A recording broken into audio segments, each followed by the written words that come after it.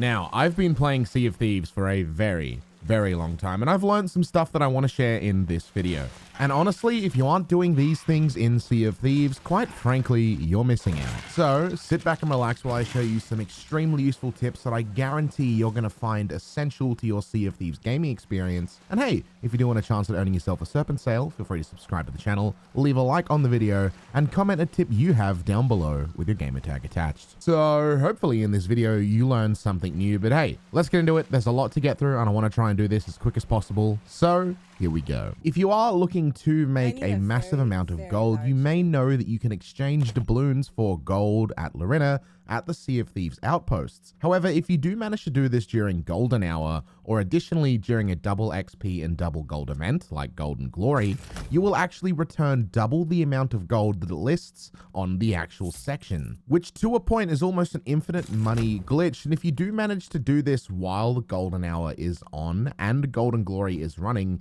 you'll actually see yourself getting a 2.5 times increase to the original listed price. So what that actually means is if you exchange 50 doubloons for 10,000 gold, during Gold Rush it becomes 20,000, or in other words, Golden Hour. And during Golden Glory, this increases again to 30,000 gold for 50 doubloons, which is extremely useful if you are tight on cash and want to get some new cosmetics. On the topic of hard to get things, you'll also know that Treacherous Plunder seems to be the hardest thing to get for the Hunter's Cool commendation. What if I told you there's a spot or a few spots on the map that will always ensure you only hook up on Treacherous Plunder? So for this to work, you'll need to head to the Shores of Gold, as this is the most effective place to do it. So if you don't have the Shores of Gold tool tale unlocked, or you do have a friend that has it unlocked, that's also useful too. At the end of the day, it doesn't matter how you get there, just make sure you can end up in the Shores of Gold. Additionally, worth noting too that you can actually dive to the Shores of Gold now, so that is quite quick if you do have a checkpoint in place already. Either way though, once you make it to the Shores of Gold, you want to have a look for the little lake that sits on top of the island in the main section area. I know it's hard to sort of explain that verbally, but if you look in the video, you should know where it is if you've been to the Shores of Gold before. But if not, just explore around and I guarantee you'll find it. Just look towards the middle of the map. Now, once arriving at this pond, you're going to notice you'll get occasional skeleton spawns. They really are going to be your only risk, but they're quite easy to deal with. So what you want to do is throw the line into the pond there, and you'll notice when the fish spawn on you, they'll instantly dive back into the water, and you won't be able to hook on to anything aside from Treacherous Plunder.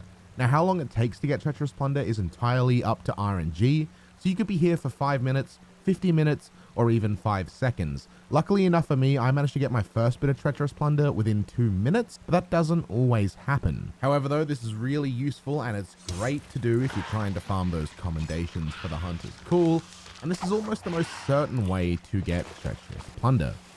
Speaking of commendations, we're going to work on over to the Skull of Sirensong. So the Skull of Sirensong to me is largely pointless. Sure, you get some gold out of it, but there's no real reason to do this quest.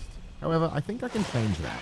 So after digging up both the chest and the skull, if you do go onto an island, you're going to notice that skeletons will continuously spawn while that skull is on the island. And you can use this to your advantage if you are trying to farm things like weapon commendations or any sort of other commendations that involves killing skeletons. So once unlocking the Sirensong and getting the skull, or hey, stealing it if you so want to, make your way over to an inactive skull fort. The reason you want to do this is pretty important. So if you take the Skull of Sirensong to the top of the inactive fort in the little center fort area or dance floor, whatever you call it, and you place the skull in the middle, you'll notice there'll be infinite waves of skeletons which will all be one hit that spawn within your radius. Now it's great to do it here because you are in close proximity of an ammo chest, and it's a really easy spot to do a somewhat tower defense style game, and it is just a lot of fun as well. Whether or not you need to farm commendations or want to do this as a fun minigame, I've found myself doing this for 20-30 minutes at a time with friends just because I find it enjoyable. Additionally, you are making actual progress too that you can use in Sea of Thieves for new unlockable cosmetics that you may not have. However, it's totally worth mentioning that you can do this on any island because wherever you take this skull aside from outposts, you will have skeletons spawning continuously, so you can find some fun mini games to do with this. And to me, it makes the Skull of Sirensong a lot more fun than what it originally was. You could also partner this with the sword you get from the Burning Blade if you do manage to sink it, and you could probably find some cool little mini games or challenges to unlock with this method. Now, when all of that is said and done, you're probably going to find yourself wanting to go to a new server. Now, there's many ways to jump servers, but there's a really efficient way that I don't feel many people know about. As well as that, you can also use this method to dive as a Reapers 5 essentially and find other servers to partake in.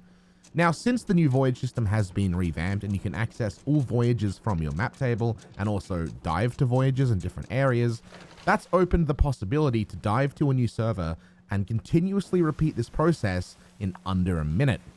So if you do go to the mission table and you find the Gold Hoarders quest, you want to look for the 1-star Gold Hoarders dig mission.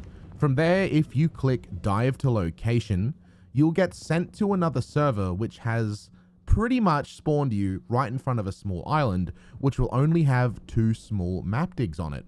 Once you've completed that quest, you can rinse and repeat this process and essentially jump through an unlimited pool of servers as long as you want. Additionally too, you'll find that you will be unlocking Gold Hoarder commendations for completing quests, so it's sort of a duality of usefulness if you do this, and it's way quicker than doing a normal portal hop, a scuttling to a new sea hop, or any other method of finding a new server as a Reapers 5 that you have already been using.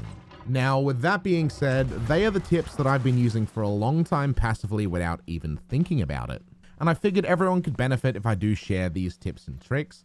Also, a lot of these ideas did stem from different myths I've had to bust in the past through my myth busting series that you can find on my YouTube channel. And I think using the tools Rare give us in ways like this is a great way to refresh the Sea of Thieves experience and find new little fun side games and activities that we can do within this amazing sandbox game. However, I'm sure there's heaps more out there that I don't even know about. So again, I'd like to open the floor to you guys to comment down below some tips that you've been using that you find really useful. And when you do that, make sure you subscribe to the channel and leave a like on the video, and attach your gamer tag with the correct spelling down below, because you might just find yourself with a serpent sail with a little bit of luck. With that being said though, thank you so much for watching this video and spending some of your time with me. I'm going to get out of here right now, and I'm looking forward to reading the comment sections to what you guys do in Sea of Thieves when you're playing. And don't forget, you do have a chance to win a serpent sail if you do partake. All in all though, thank you so much for watching. Have a good day, night, evening, afternoon, whatever it is, wherever you are around the world. And I'm going to catch you all in the next video.